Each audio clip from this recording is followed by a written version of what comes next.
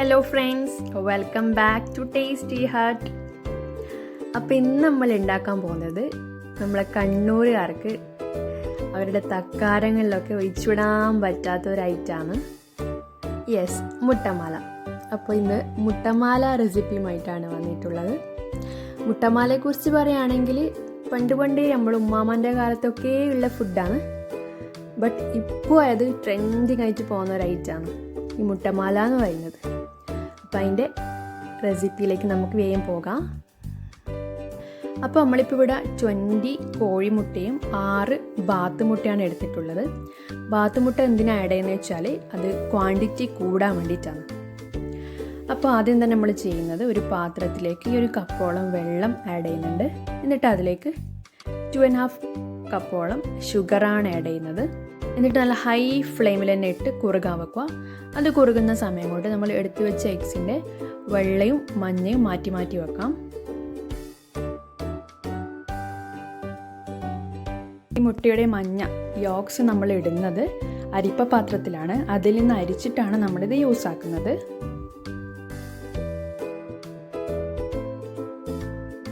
അപ്പം നമ്മൾ വൈറ്റ് വേറെ യോക്സ് വേറെ ആക്കി മാറ്റിയിട്ടുണ്ട്.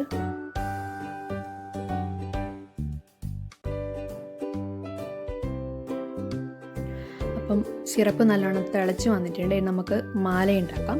നമ്മൾ ഈ കയ്യിലാണ് ഉണ്ടാക്കാൻ പോകുന്നത്.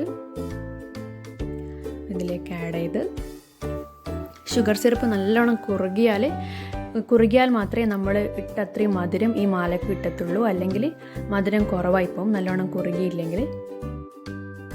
നല്ല ഹൈ ഫ്ലെയിമിൽ തന്നെ ആയിരിക്കണം. നമ്മൾ ഈ മിഡിൽ പോർഷനിലായിട്ടാണ് നമ്മളിത് ഒഴിച്ചു കൊടുക്കേണ്ടത്. ഇത് വേഗം ആയി കിട്ടും. ജസ്റ്റ് ഒരു 30 സെക്കൻഡ്സ് മതി. ഇതിലൊഴിച്ചിട്ട് അപ്പുറം ഇപ്പുറം ഒന്ന് മറിച്ചിടുക. അപ്പോൾ എന്നിട്ട് നമുക്ക് കോരിയെടുക്കാം.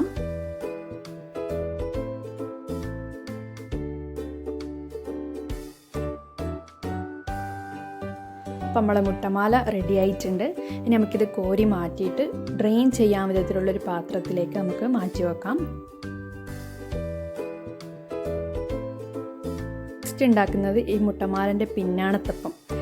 ഇങ്ങനെയാണ് നമ്മളെ നാട്ടിലൊക്കെ ഇതാണ് പറയാറ്. നിങ്ങളെ നാട്ടിൽ എന്താ പറയാമോ അറിയില്ല. അപ്പോൾ അത് റെഡിയാക്കാൻ വേണ്ടിയിട്ട് നമ്മൾ വൈറ്റ് മാറ്റി വെച്ചിനല്ലോ, അതിലേക്ക് ഒരു 3 സ്പൂണോളം ഷുഗർ ആഡ് ചെയ്യുന്നുണ്ട്. അത് കഴിഞ്ഞിട്ട് നമ്മൾ ഈ മുട്ടമാല ആക്കിയ ആ സിറപ്പ് അരിച്ചിട്ട് വേണമെങ്കിൽ ഇത് യൂസ് ആക്കാം. അത് തണുത്തിട്ട് വേണം യൂസ് ആക്കാൻ. എന്നിട്ട് നന്നായിട്ടൊന്ന് മിക്സ് ചെയ്ത് കൊടുക്കുക. എന്നിട്ട് നമ്മളിതിലേക്ക് ആഡാക്കാൻ പോകുന്നത് പാൽപ്പൊടി. 2 സ്പൂണോളം പാൽപ്പൊടി ഇളം ചൂടുവെള്ളത്തിൽ മിക്സ് ചെയ്തിട്ട് അതും ഈ വൈറ്റിലേക്ക് നമ്മൾ ആഡ് ചെയ്യുന്നുണ്ട്. എന്നിട്ട് എല്ലാം കൂടി നല്ലോണം ഒന്ന് മിക്സ് ചെയ്ത് കൊടുക്കാം. ഇനി നമ്മളിത് സ്റ്റീമറിലാണ് വേവിക്കാൻ പോകുന്നത്. സ്റ്റീമറിൽ സ്റ്റീൽ പ്ലേറ്റാണ് വെച്ചിട്ടുള്ളത്. അതിലേക്ക് ഗീ സ്പ്രെഡ് ചെയ്ത് കൊടുക്കുന്നുണ്ട്. എന്നിട്ട് നമുക്കിതിലേക്ക് ഒഴിച്ചു കൊടുക്കാം. ഒഴിച്ചു കഴിഞ്ഞതിന് ശേഷം നമുക്ക് മൂടി വെച്ചിട്ട് ഒരു 15 മിനിറ്റ്സോളം മതിയാവും. അപ്പോഴത്തേക്ക് ഇത് വെന്ത് കിട്ടും. അപ്പോൾ നമ്മൾ പിഞ്ഞാണത്തപ്പവും മുട്ടമാലയും റെഡി ആയിട്ടുണ്ട്. ഇനി നമുക്കിത് സെർവ് ചെയ്യാം. അപ്പോൾ എല്ലാവരും ഒന്ന് ട്രൈ ആക്കി നോക്കുക. എന്നിട്ട് നിങ്ങളെ അഭിപ്രായങ്ങളും ഫീഡ്ബാക്കൊക്കെ കമൻറ്റ്സ് വഴി അറിയിക്കുക. അപ്പോൾ ഈ വീഡിയോ ഇഷ്ടമായെങ്കിൽ പ്ലീസ് ലൈക്ക്, കമൻറ്റ്, ഷെയർ. ഇതേപോലത്തെ അടിപൊളി റെസിപ്പീസിനായി ചാനൽ സബ്സ്ക്രൈബ് ചെയ്യുക. തൊട്ടടുത്തുള്ള ബെല്ലൈക്കൺ കൂടി ഇനാബിൾ ചെയ്യുക.